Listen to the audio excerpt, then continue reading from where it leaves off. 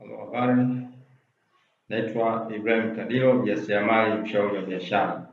Wapendwa, katika video hii nitashare na wewe fahamu siri inayofanya watu wengi washindwe kupata wateja wengi mtandaoni.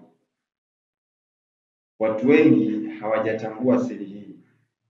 Kuuza bidhaa mtandaoni, wanafanya matangazo ya kusponsor kwa gharama kubwa, lakini hawapati wateja wengi.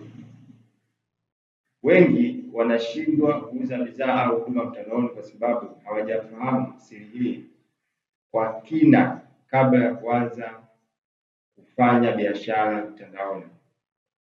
Kama unafanya matangazo ya kusponsor, unashindwa kuuza bidhaa mtandaoni, unatakiwa kuchukua hatua mapema kabla hujakata tamaa.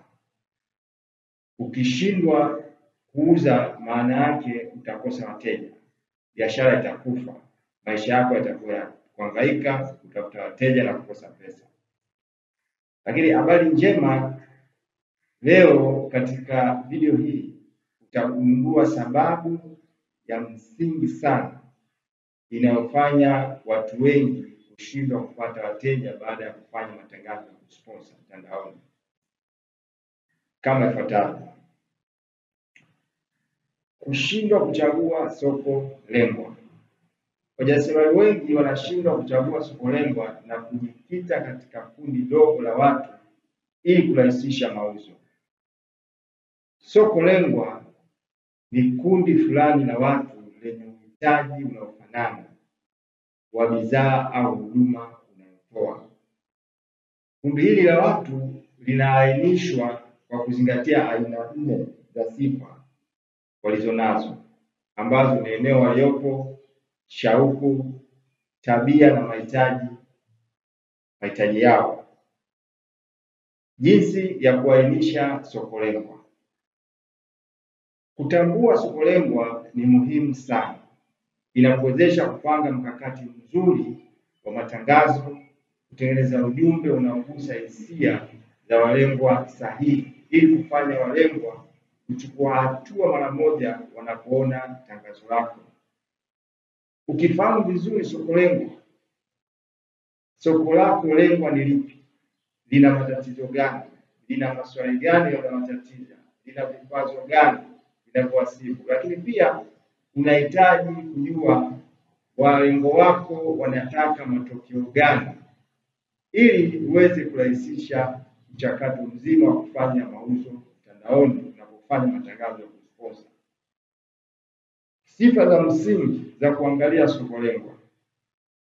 Kwanza, unapoangalia soko lako lengwa, unaangalia mahali walengo wako wanapatikana mahali gani. Unahusisha pia umri, walengo wako wana umri gani, jinsia, walengo wako wana kipato gani, kiwango cha elimu, hali ya ndoa. Kwa mfano, unaweza kuangalia soko lako lengwa kama ifuatavyo.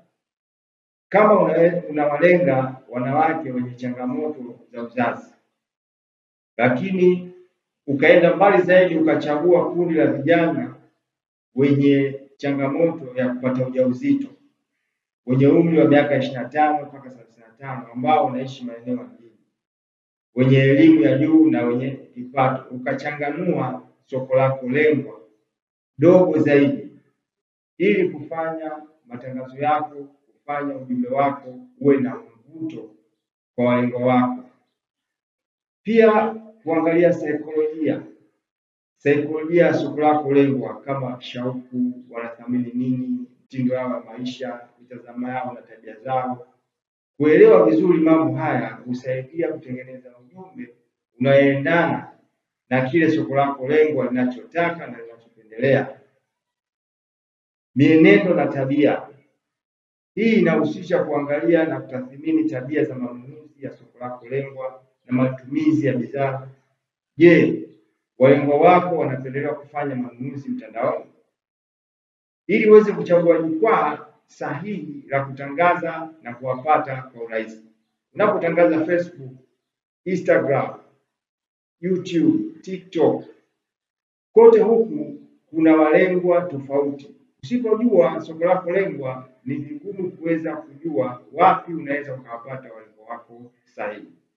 Lakini pia eneo, soko lako lengwa pia inaweza kuainishwa kwa kujikita kwenye mahali au eneo wanapoishi, ambao inaweza kuchochea tabia zao na kufanya manunuzi.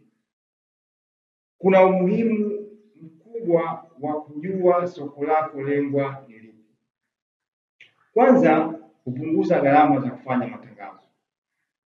Kwa kujikita kwenye kundi maalum la watu, mfano Facebook, malipo yanatozwa mteja anapovutiwa na tangazo lako. Ukilenga soko pana zaidi, kila wanapobofya na kulike, watu hukatwa pesa wakati sio walengo wako sahihi. Pili, kutengeneza ujumbe sahihi.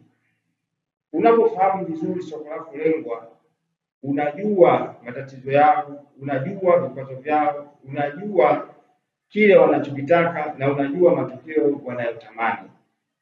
Inakurahisishia vizuri kuweza kutengeneza ujumbe ambao unawagusa walengo wako. Kuelewa vizuri soko lengwa inakuwezesha kutengeneza ujumbe wenye mvuto kwa walengo wako, kwa kugusa moja kwa moja kwenye kile wanachotaka, wanachohitaji na wanachopendelea. Tatu, kuboresha bidhaa zako. Ukifahamu vizuri soko lako lengwa linataka nini, soko lako lengwa ni lipi, inakurahisishia kuweza kutathmini kwa kina soko lako lengwa. Inakusaidia kujua maendeleo ya bidhaa au huduma yako, kuhakikisha inakidhi na kuleta matokeo mazuri kwa walengo wako. Kuna tofauti ya soko lengwa na hadhira lengwa. Mara kadhaa tofauti hizi zinachanganywa. Hadhira lengwa ni soko lengwa. Kuna hadhira lengwa na soko lengwa, zina maana tofauti. Soko lengwa inahusu kundi pana la watu wenye kuhitaji bidhaa au huduma. Mfano, wanawake wenye changamoto ya uzazi. Hili ni kundi pana sana lenye changamoto za uzazi, kama kuwashwa sehemu za siri, kupata maumivu wakati wa hedhi, kukosa ujauzito na kadhalika. Hadhira lengwa ni kuchagua kundi, ni kulenga kundi dogo zaidi. Kulenga kundi dogo zaidi, haswa unajikita zaidi kwenye kundi hilo wakati wa kutengeneza ujumbe wa matangazo.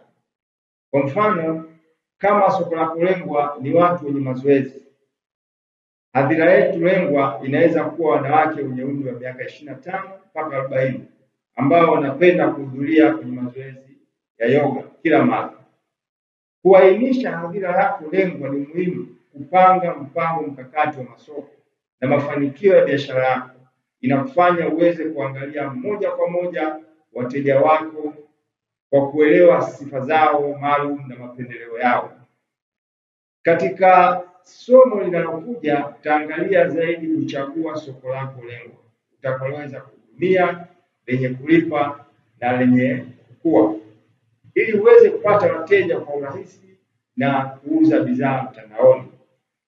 Kama umefaidika, comment nimefaidika, subscribe, share, like video hii. Tukutane kwenye video inayokuja.